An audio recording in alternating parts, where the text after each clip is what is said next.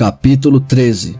O uso de espiões. Sun Tzu disse: quando um exército com 100.000 homens é enviado para uma guerra a uma distância de 1.000 li, o povo e os cofres públicos têm que gastar 1.000 barras de ouro todos os dias para sustentá-lo. Haverá agitações internas e no estrangeiro, e muitas pessoas vagarão pelas estradas. Aproximadamente 700.000 famílias estarão impossibilitadas de trabalhar nos campos. Nesta época, 8 famílias formavam uma comunidade. Quando uma família enviava um homem para se unir ao exército, as 7 famílias contribuíam para seu apoio. Portanto, quando o exército de 100.000 homens foi mobilizado, foram 100.000 famílias que deram seus filhos e, por conseguinte, 700.000 famílias ficaram com a incumbência de apoiá-los.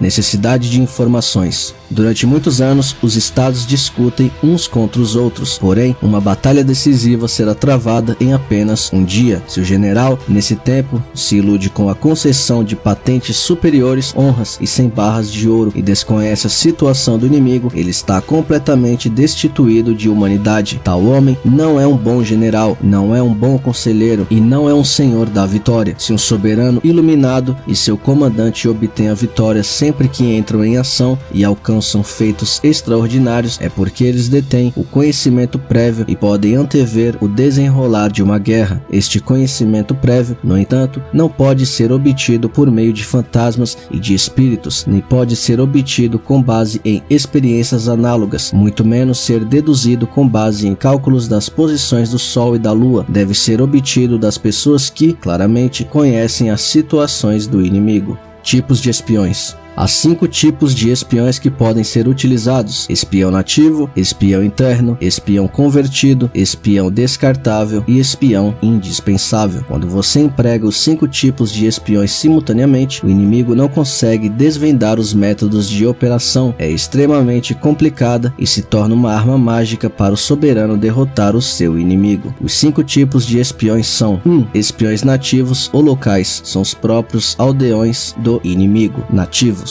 2. Espiões internos, são os próprios funcionários do inimigo internos. 3. Espiões convertidos, são os espiões do inimigo que nos prestam informações convertidos. 4. Espiões descartáveis, são os nossos próprios agentes secretos que obtêm deliberadamente falsas informações sobre a nossa situação e as passa ao inimigo. Frequentemente eles seriam apanhados e condenados à morte. Descartáveis. 5. Espiões indispensáveis, são os que trafegam entre o inimigo e nós e retornam com informações seguras sobre o inimigo. Indispensáveis. Como empregar os espiões? Assim, dentre os que se relacionam com o exército, nenhum teria maior acesso do que os espiões que estão perto do general. De todas as recompensas, nenhuma seria mais generosa do que a oferecida a espiões, e dentre os segredos militares, nenhum é mais confidencial do que os relacionados com espiões. Somente o comandante mais astuto sabe como empregar os espiões. Somente o comandante humanitário e justo sabe como empregar os espiões. Somente o comandante alerta e sutil sabe como